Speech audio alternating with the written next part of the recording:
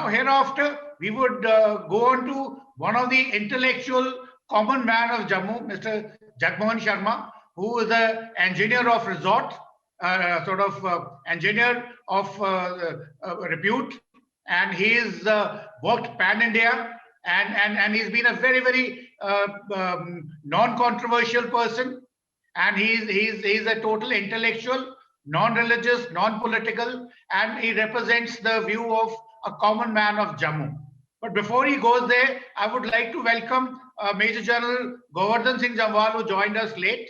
And I guess my initial welcome, even our Dr. Amjad Ayub Mirza, who joined us from UK, and he is one of the members of the POJK in exile in UK. So he would also be talking to us a little later. So I welcome you all, sir, and all those Professor Suresh Chandra who joined us late, and even Kal Tripathi is there. Welcome to you all to the show. So now we would request Mr. Jagmohan Sharma. Sir, please give us what is the perspective of a common man from the day-to-day living point of view. Dr. Charangu has given us a intellectual history and certain complex logic. Why should you have a statehood for Jammu? You tell us what a common man, when I say common man, a man on the street, man, you know, a ready wala, or let's say a shopkeeper, or let's say a normal office goer, what does he feel about this whole game? I mean, should the state of Jammu be a reality, or it is just a myth? Mr. Jagmohan Sharma, please. Brigadier Sahab, thank you very much for giving me an opportunity to speak in this August forum. It's really difficult to speak after Dr. Charangu has spoken, because he speaks from his heart. He has control on the history, and he has control over the situations as they evolve, and he puts them forth in a very forthright manner. At the same time, I see Professor Harbans Singh Sambayar also in the audience. It again becomes difficult to speak when he's there, because he has control over so many things, the history and everything he knows. And in fact, he's sort of a guru for me as far as historical part is concerned. But the fact remains, in the outright, I would say that Jammu should be separated out from Kashmir.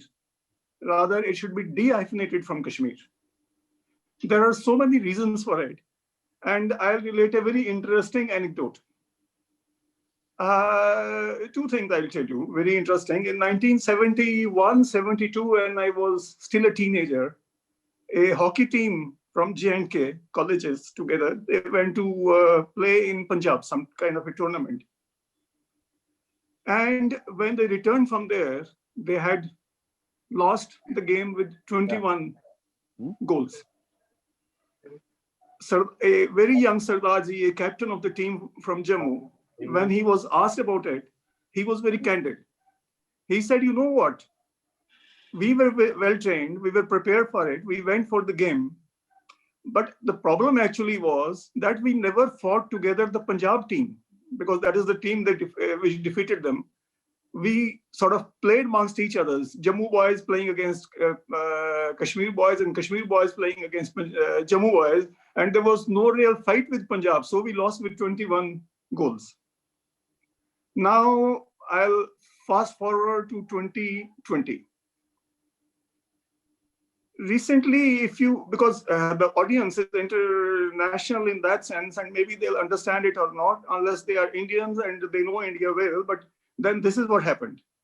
In this year, in the early 2020, there was a decision by the electricity department of J&K to install 1,15,000 electric meters in Jammu and Kashmir, 35,000 in Kashmir, 80,000 in Jammu. So there was a huge hue and cry, because the Jammuites said that we pay for the electricity charges more. We pay more taxes. We pay everything more than what Kashmir people pay, but still we are being metered more than the Kashmir people. Why it should happen? So obviously government decided that, okay, meters will be equally distributed amongst the 2 points. So what I'm basically trying to say is These are two examples which tell us the problem which ails Jammu and Kashmir. Jammu and Kashmir, over a period of time, especially after 1989-90, it has fallen into an uncalled for injurious competition, which is injurious to both. And the pulls and pushes are of such a kind that the two provinces, they don't provide a cohesive kind of a thing. And when things are not cohesive, you know, if you go through the history of Jammu and Kashmir after independence, you will see that everything Kashmir looked for, it went to Kashmir without fail. They got their medical colleges first, they got their engineering college first. In present times, they got the university first. The Jammu and Kashmir University was located in Jammu. And when the Jammuites fought for it, and they fought for it very bitterly, then only something came to Jammu. One example, if you know GGM Science College, there's a memorial out there.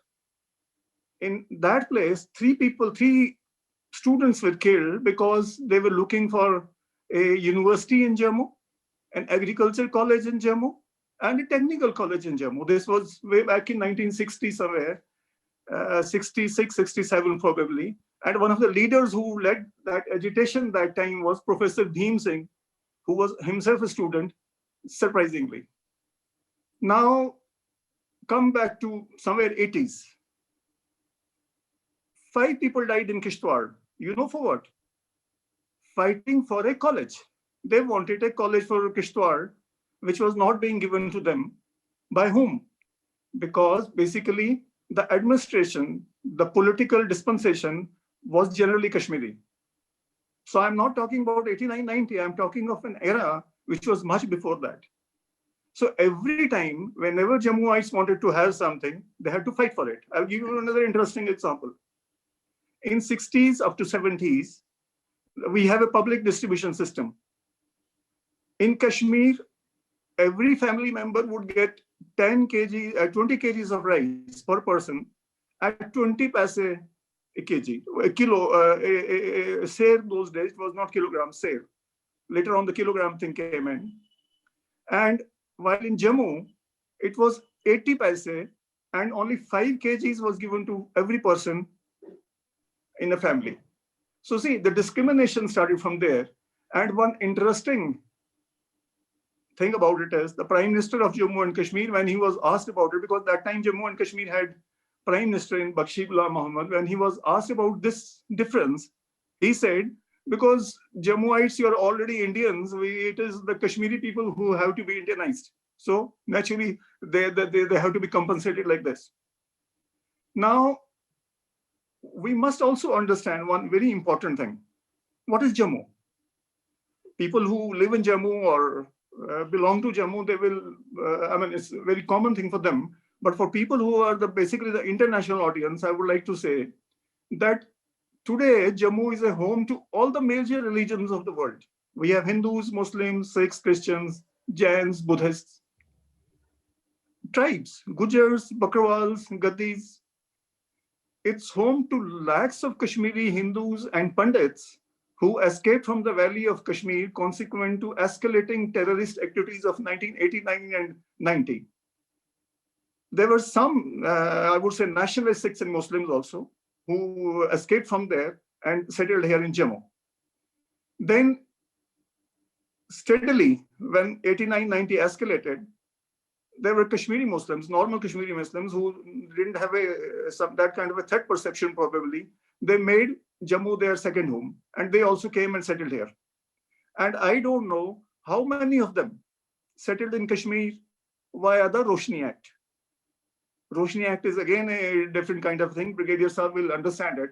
So this act has been struck down by the Jammu and Kashmir High Court now, and something else is happening in that. But at the moment, I would just leave it there. Then it's home to refugees from Pakistan who came here in 1947 and Azad Jammu and Kashmir. Rather, I would say Pak-occupied Jammu and Kashmir, and then Gorkhas.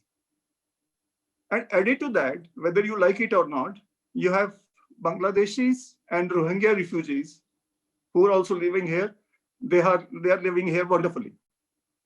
In Jammu itself, there are around, people speak around 10 languages and dialects. They speak Dogri, Punjabi, Hindi, Urdu, English, of course, Gojri, Pahari, Bhadrawai, Kishtwadi, Punchi, Padri, Siraji, Bharmauri, Pogli, and so on. So what is Jammu? Jammu today is the most secular of the territories of the two provinces. And this is the territory which needs to be defended. And it needs to be defended constitutionally. So, touch wood, today Jammu is quite peaceful. It has had a very gory time some time back. 1989 was not good for at least the peripheral areas of Jammu. Today it is peaceful. To maintain its peace and to maintain its structure as it is, the best course is to carve out a different state, additional state under the Union territory, under the Union of India. In fact, if you look at it, Jammu Kashmir should have these two provinces should have been two states in 1946-47 itself, because the Quit India movement of Sheikh Abdullah was against the DOGRAS. Some people try to say that Quit India movement, Quit Kashmir movement was akin to Quit India movement, but Quit India movement was different in the sense that the British left India, and later on, British and Indians became friends. They were two sovereign countries. In this particular case, the Quit Kashmir movement created a situation where Kashmiris became the bosses of those people who till very recently were in the power structure of the government. And then, even to up to that extent, it would have been fine. But after 47, when Sheikh Abdullah got the government, there was no outreach to these people. These people were considered to be such people who have been vanquished. And you know it, the Praja Parishad movement was there, in which subsequently, and what was Praja Parishad movement looking for, basically? They were looking for one state, total integration with India, and surprisingly, which many people will not know, that even the Indian national flag was not allowed to be hoisted in Jammu and Kashmir till 1953 December. It was only after Sheikh Abdullah was removed from prime ministership of the country, from the state, that for the first time when Darbar moved to Jammu in 1953 December, the national flag was permanently hoisted on the Secretariat of Jammu, and after that, the flag continued to be there. Sir, may I request you to please conclude, sir?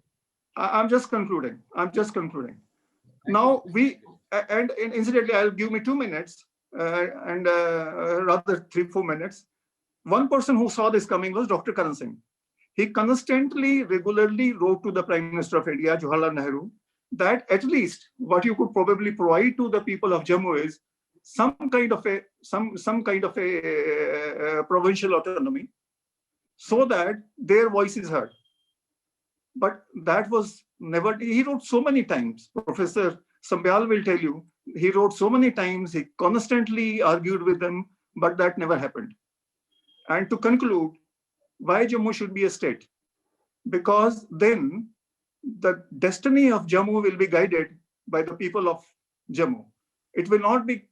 We have had only once we had one chief minister of Jammu and Kashmir who was from Jammu province. That was Ghulam Nabi Azad.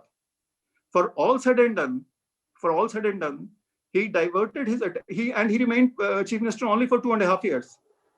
We might not, like, there will be so many people who will not agree with him on so many things, like Roshni Act, for example. But there was development in tourism in Bhadrawa for the first time. And Ghulam Nabi Azad was not a lightweight before he became the chief minister. You'll be surprised to know that his own village, where he belonged to, that village got a permanent road only after he became the chief minister of the state. So that is why to maintain the secular fabric of Jammu, to give power to the people of Jammu, to ensure that they don't have to look every time towards Kashmir. Mubarak Mandi. Mubarak Mandi.